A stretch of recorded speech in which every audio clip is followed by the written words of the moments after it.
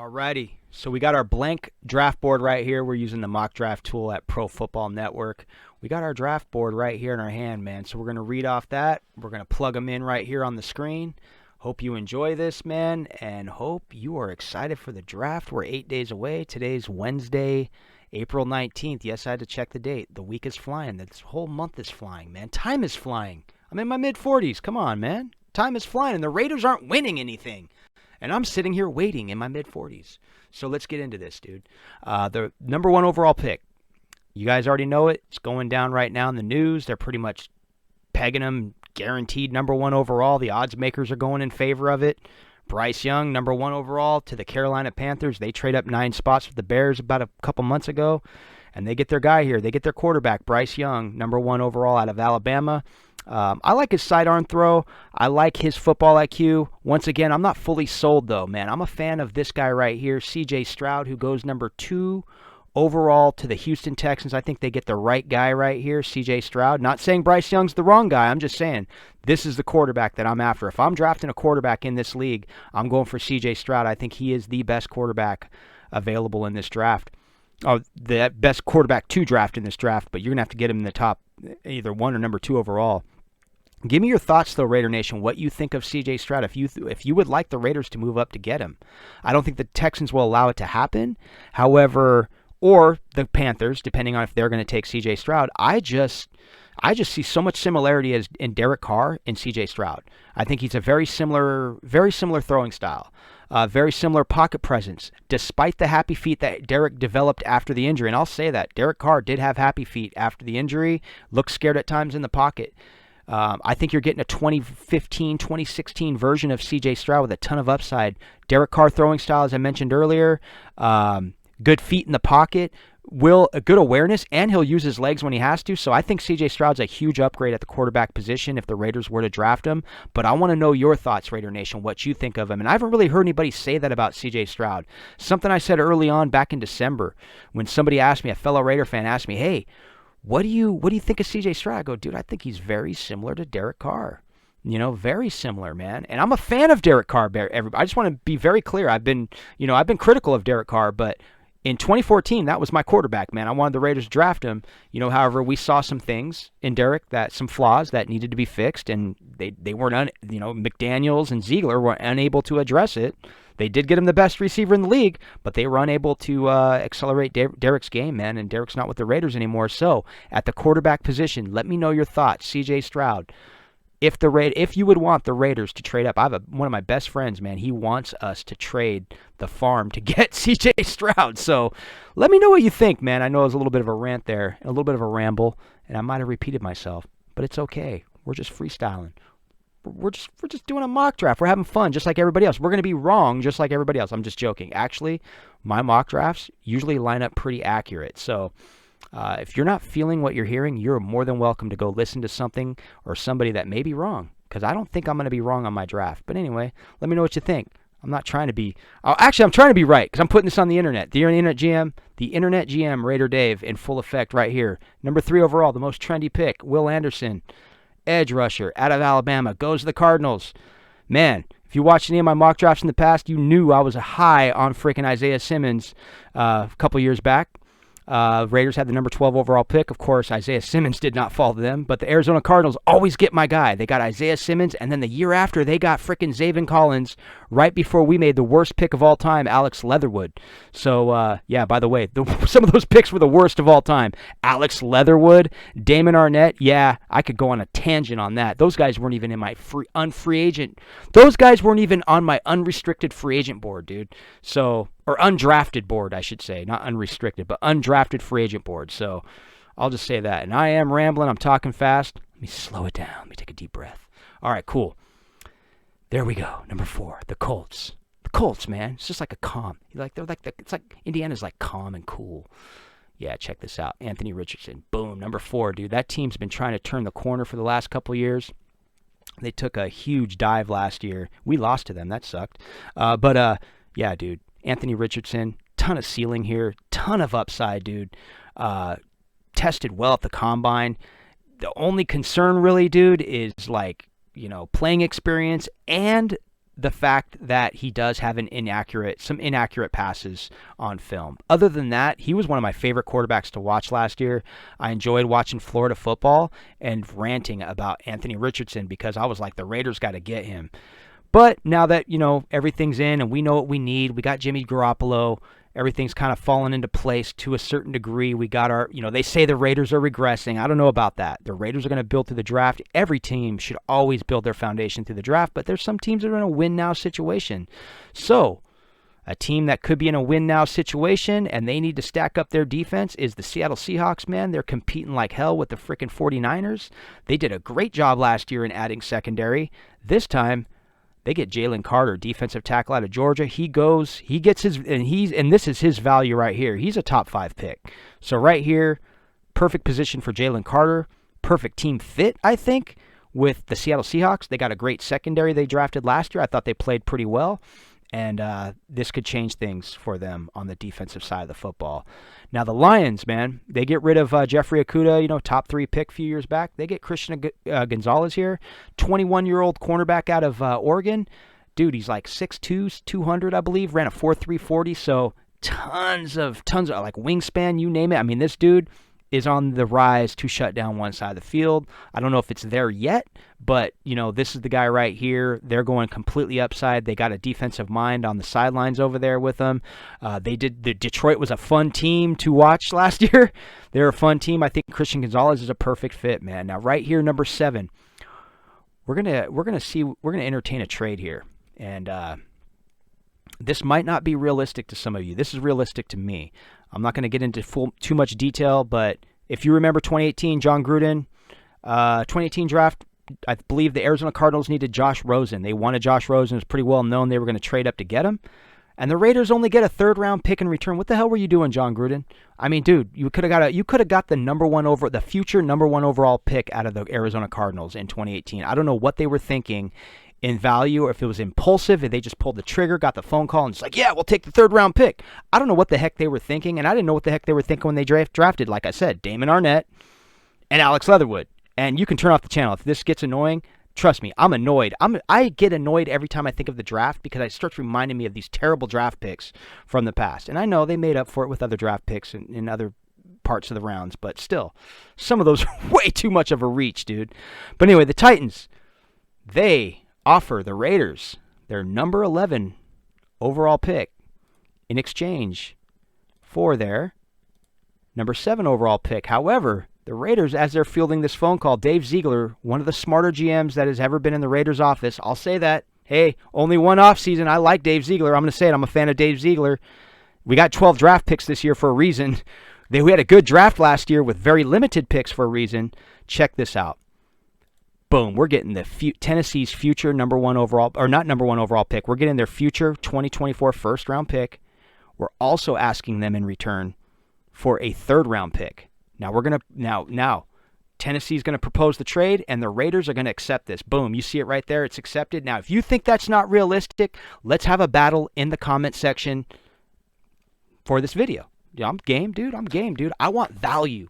Some of you guys just don't get value, dude. And I want value for my number 7 overall pick, man. And if the Tennessee Titans, if they're doing what I think they're going to do here at number 7, they're going to take Will Levis, boom, who has the upside. I'm not a fan of Will Levis, but I think the Titans are at that point where they feel they need to move up to get a quarterback. We saw Malik Willis step in on a Monday Night Football game. Played good in the first half, but then he got figured out in the second half, and they got destroyed. Lost a key game to the Chiefs when the Titans were actually starting to come along and starting to play better after that 0-2 or 0-3 or 0-2 start. We went 0-3 after we played them in Week 3, I believe. So that's my scenario. I try to draw it up as realistic as I can, and I'm putting this on my resume. So like I said, you want to come at me and think that I'm reaching on value, let me know, because I don't believe I am. I believe sometimes in this position at number 7, I believe you could be fielding phone calls. And if you play the game of patience, man, that game of patience they call is a virtue, man, Dave Ziegler, man, could be fielding some good draft capital in return. And by the way, I read an article the other day about how Mark Davis is a patient owner. I disagree. Mark Davis is an owner who's learning. I don't believe Mark Davis has been patient. I believe he was patient with Derek Carr, but I think Mark Davis is an owner who was learning the last 11 years. So, like I said, I just wanted to scratch that. Some of that propaganda you just read, I'm just like, what? He's patient? I'm like, dude, the guy's took over for his dad. He's learning that he's learning the ropes, dude. He had guys like John Madden consulting with him. Anyway, I'm ranting. I got to get into this draft, and I'm going to probably piss some of you fans off that aren't Raider fans, because you're going to be like, dude, I don't want to hear this Raider drama.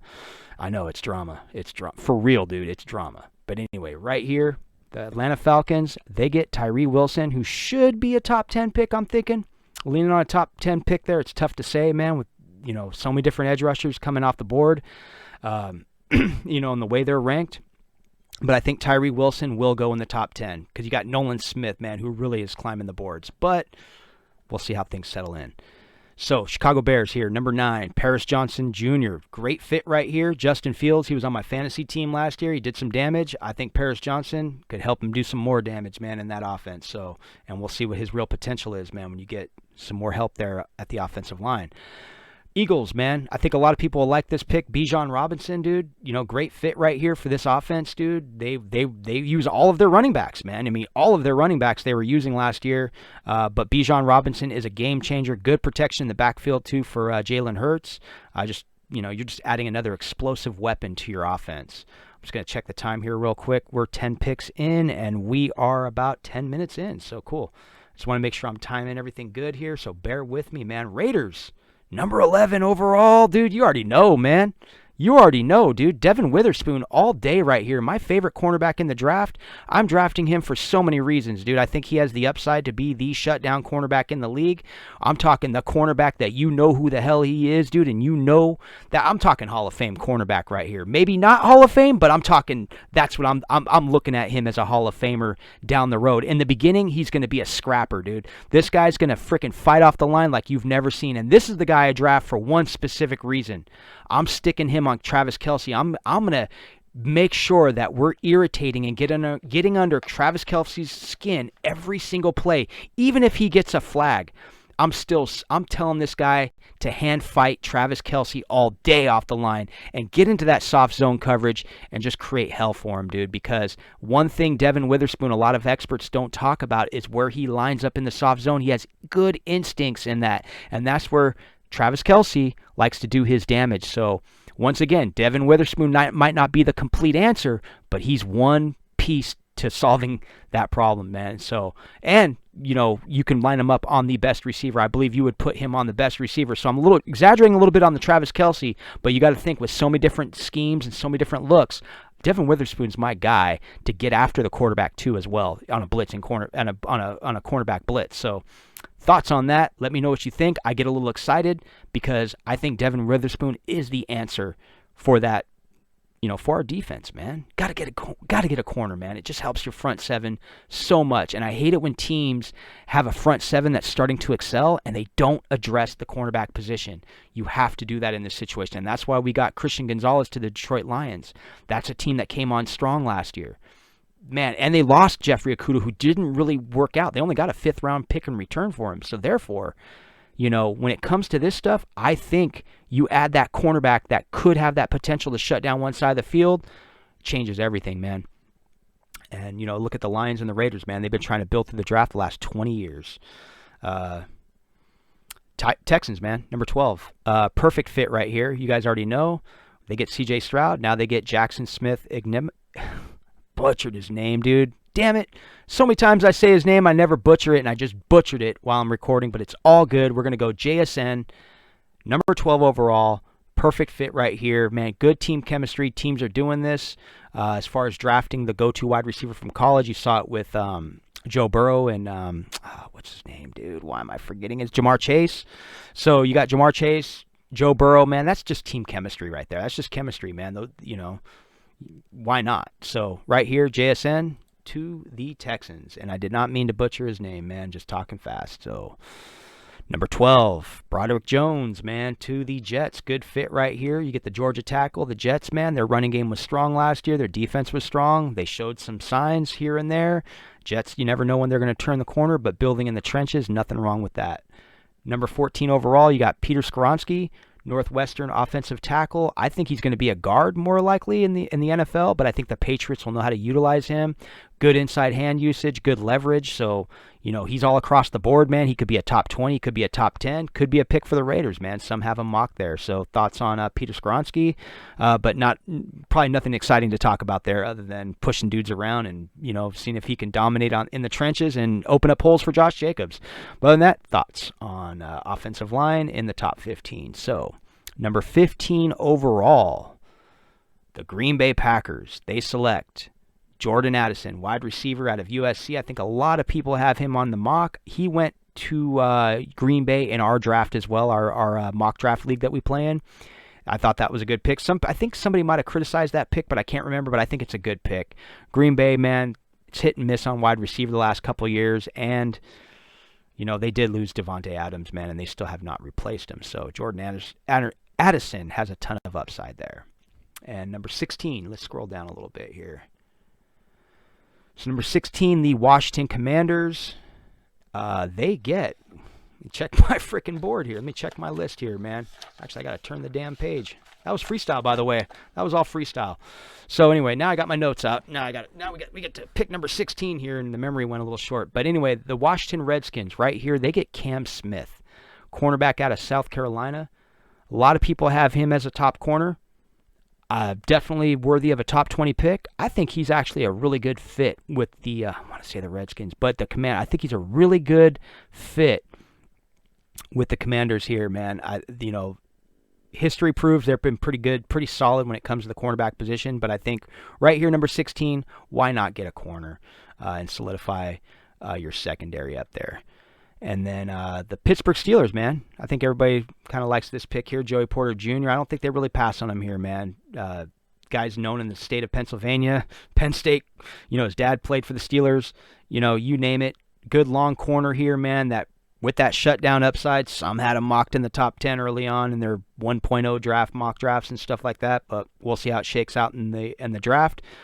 And number 18 here to the Lions. Number 18, we're going Brian Breesy, defensive tackle out of Clemson. Detroit continuing to build that defense. And the Tampa Bay Buccaneers, they go Clemson as well. I believe they go Miles Murphy right here. Miles Murphy, number 19. Sorry, I had to check my notes. Miles Murphy right here, number 19 overall. And why am I not finding? There he is. He could be a top 10 pick. They have him ranked number 10 overall on this board. And then here with the pick number 20 to the Seattle Seahawks, they go with Lucas Van Ness. Some do have him mocked there to the Seahawks. They just continue to build that defense in a tough NFC West, man, with the Niners defense just crazy stacked over there. Number 21 overall, the Chargers. They get a wide receiver. They're adding a weapon for Justin Herbert and Quentin Johnson. Number 22 overall, man, the Ravens. This is where I think this is a good fit right here. They get Nolan Smith, man, the edge rusher from Georgia, man, who climbed up the boards. Crazy freaking combine. But I think, and like I said, sometimes teams, when a player like this emerges, and he was respected coming out of the college football this year. But the crazy thing is he's a good fit as far as a versatile piece to fit into Baltimore's defense, because Baltimore can always figure out what to do with a talented defensive player. So I trust this pick right here, Nolan Smith to the Ravens, and I would not be surprised if they went Mozzie Smith here, or even if they went Kalijah Kancey. They went with a true nose tackle, or they go with an edge rusher here, but I'm giving them Nolan Smith right here, number 22 overall to the Baltimore Ravens. Let me know what you think about that. Number 23 overall, with Duke Shelley, that free agent lost this offseason. Those fans were pissed in Minnesota, dude. I was reading articles left and right, got enjoyment out of that, man, because that's a steal for Dave Ziegler, man. Yet Raider fans are still criticizing him, but that's a steal for Dave Ziegler. When you got a fan base upset over the loss of a player and he signs with the Raiders, I love that kind of stuff. But right here, they replace him with Deonte Banks, the cornerback out of Maryland. And I believe I had Deonte Banks, 23 overall right here to the Minnesota Vikings. So number 24, we go with the safety from Alabama for the Jaguars. And that's Brian Branch. It's a pretty good deal right there for the Jaguars. Falls right into their lap. Fills a need. And then at pick number 25 here, man, you got Daniel Jones getting a new deal. A lot of people, man, it's funny when I listen to these experts on NFL.com or whatever, they rip Daniel Jones a lot. Let me remind everybody, he was number 6th overall pick. I felt once the Giants drafted him number 6th, I believe it was number 6th overall, I was intrigued. Was it 6 or 7? I can't remember. But when they draft, I was intrigued, man. I was intrigued with Daniel Jones coming out of the draft. And then once they picked him in the top 10, I'm going, you know what? Maybe there's something here. Well, check this out. There is something there. He led that team to the playoffs, took criticism all the entire time. I don't get it why these guys just can't admit they're wrong. Daniel Jones, in my opinion, earned every bit of what he got from the Giants, and they get him right here. They get him some protection, man. They draft Darnell White, offensive tackle out of Tennessee. I think this is a good fit for them, and boom. And they believe in their quarterback, man. I'm just going to leave it at that, man, and I respect that, dude, because you know what? I don't know. But anyway, let me know your thoughts. I know. I get it. But like I said, I have a ton of respect for what the Giants did, man. That team fought hard to get in the playoffs, and shout out to them. Number 26 overall, man. This is becoming a trendy pick here. Not for the Cowboys, just in the first round, so to say. That's Dalton Kincaid, the tight end out of Utah. And he goes right here. Do they have him ranked? Yep, they have him ranked slightly ahead of Michael Mayer, the tight end out of Notre Dame. He's 26th overall, and he goes 26th overall. The way they have him ranked right here, I line him right up with the Cowboys. So good fit there. They lose, I think they lost Schultz they did lose Schultz this offseason. And then the Bills, man, picking right behind him. They get an offensive tackle from Oklahoma. They get Anton Harrison. You shore up the right side, add some run blocking there. And the Bengals, man. Sorry, I got to turn the page. They get a tight end here. They get Michael Mayer, tight end from Notre Dame, who was ranked as the number 1 overall tight end, but Dalton Kincaid is kind of stealing the show right now.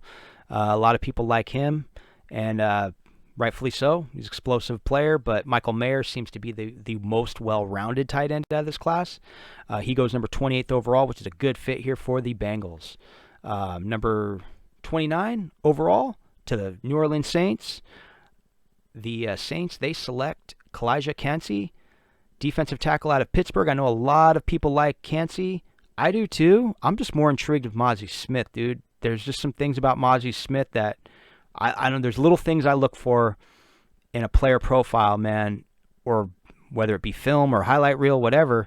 There's just little things, man, at the NFL level that I'm looking for. And like I said, I claim to be no expert or anything. This is all for fun and all for good discussion, man. We talk about this stuff, man, because you know what? All the experts are going to be wrong. All the guys that get paid to do this, they're going to be wrong. What do you think of that? They get paid to be wrong.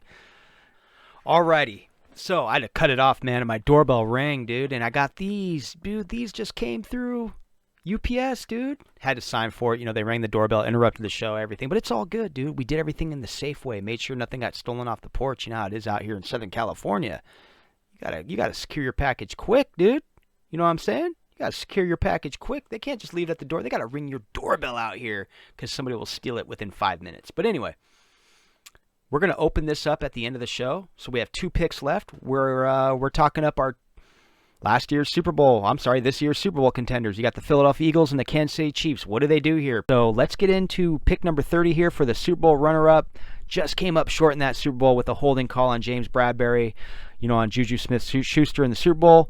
They get Kelee Ringo, cornerback out of Georgia, experienced corner, solid corner for the Eagles here. I was the bigger fan. I'm not saying I'm not a fan of Ringo. I'm the bigger fan of Chris Smith. I liked him, you know what I mean? And he kind of goes down the board a little bit in this draft. But, Kelee Ringo, I think a good experienced fit here for the Eagles, and they would know what to do with him. They would know where to plug him in. I just think it's a good fit. So we're going to plug him in right here for the Eagles. And then at pick number 31, I think Zay Flowers. This is the guy that Andy Reid could get creative with. This is the guy that Andy Reid, got Mahomes as his quarterback. Zay Flowers would excel well in an Andy Reid offense, I believe. They would get the most out of him. And, he's definitely an electric playmaker. But once again, I think this is his best fit, man, for his skill set. And let me know what you think. So with that said, man, that wraps up our first round. That first round is in the books, man. They put this on the Raider Dave resume. We're going to jump out of this screen here real quick into our backdrop. And let me just get out of there. There we go. And we're going to jump into our box opening here. And we're going to get into it, man. And we're going to see which autograph cards we got, dude. So let's get into this. So we are going to open up the 3 autographed cards in the pack. If you're interested in one of these, like I said, they sell these at Target for $20. They're cool for the kids, dude.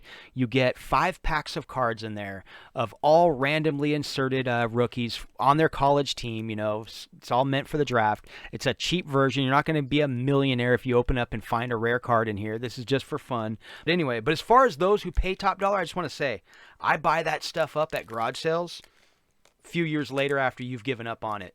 Now, I'll tell you what, dude, just a week ago, I got a Bo Jackson. I got the Bo Jackson Beckett, you know, he's had the baseball shoulder pads. He has a bat on his shoulder and all that famous photo of Bo Jackson.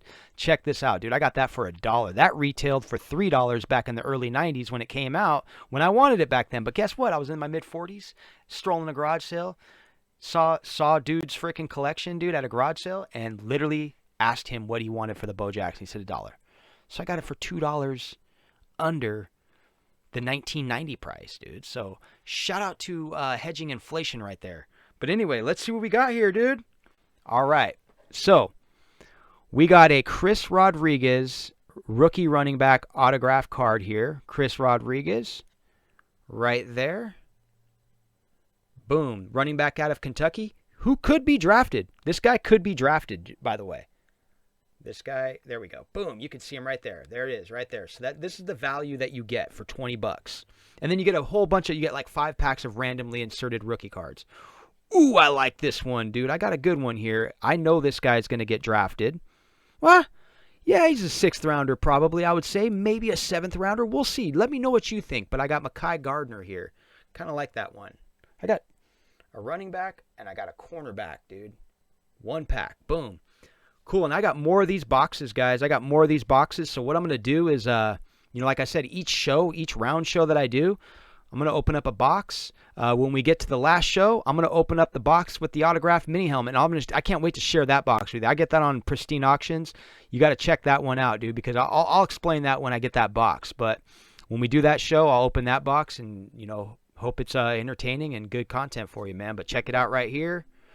We got Solomon Byrd, defensive end. Right there out of USC, and 6'4", 250 pounds. Hey, we'll see where he ends up. Probably in the undrafted class, but boom. Like, if you can get a good look at that. There you go. Boom.